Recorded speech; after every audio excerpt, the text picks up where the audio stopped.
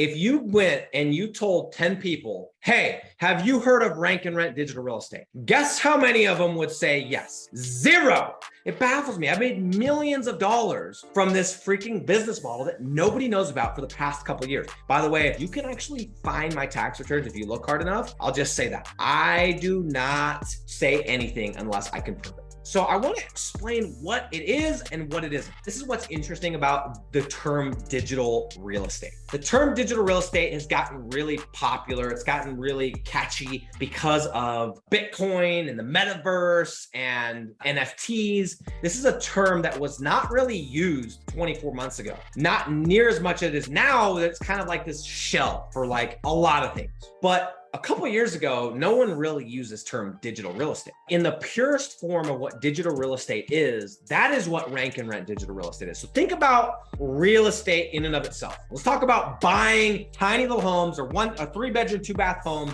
What that business is. That business is you buy it, you own it, and you rent it out, and you make passive income. You got your insurance, maybe your HOA, and then whatever they're paying, you take the difference. That is your passive income. That's just a broad definition. That is real estate. So what if we digitize that exact same concept? What if we took that same concept when we put it online? What if we went to the interwebs and we did that exact same thing and we built single family homes, multi-family homes, commercial real estate? What if we did that, but we did it online? What would that look like? We go into niches. Now, these are not crazy niches. These are very basic niches. Let me give you an example. Concrete. And we go into niches like concrete and we pick cities. I have an entire criteria for what constitutes a good city. We go and we strategically pick these cities in these niches. We go in, we build very simple, basic websites. We rank them on Google. And guess what happens when you rank something on Google? You start to get traffic. And guess what happens when you have a website that converts? That traffic turns into leads, AKA phone calls, AKA quote forms, web submissions. We take that information, the name, address, phone number of these different people that come to these websites, and we sell that information to the local business owner in that city. So that's the ranking part. We build the site, we rank it with Google, and then we go and rent it out. So let's just say we want to do a concrete website in Plano, Texas. Now, I'm not saying Plano is a good city because you're going to have to do the homework. You're going to have to look at the competition. You're going to have to make sure there's enough volume. You're going to have to look at a couple of different factors. And I'm telling you, you can lose your shorts on that. So don't be stupid. Stick around so I could give you some criteria for what makes a good city. Let's say we do that. We go, we build it in Plano. We rank it up. It's called Plano Concrete. We own the asset.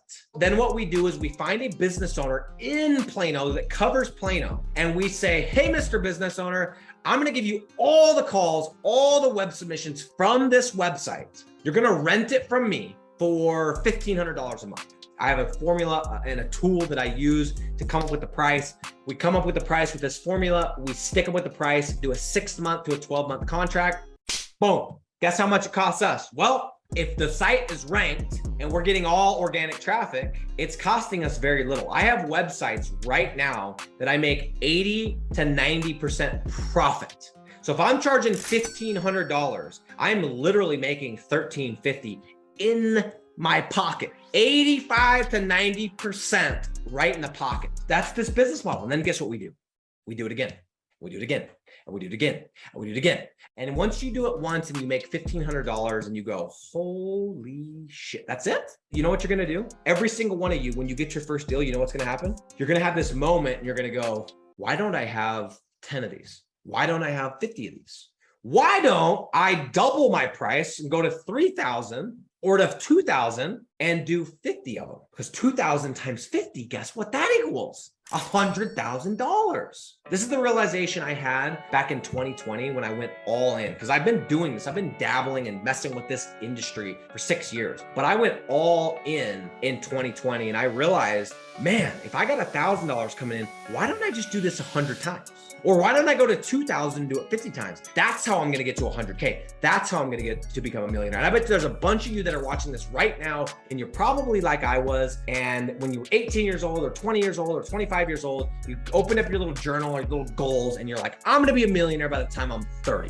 Everyone wants to be a millionaire by the time they're 30. I don't know why, but I said the same thing. And it was this exact business model, this rank and rent digital real estate is the exact business model that allowed me to, and by the way, I didn't hit it. I am ashamed to say I was a year off. I did it when I was 31 years old. No, I was like a couple months late. I wanted to do it before I turned 31, and I think I hit it after I turned 31.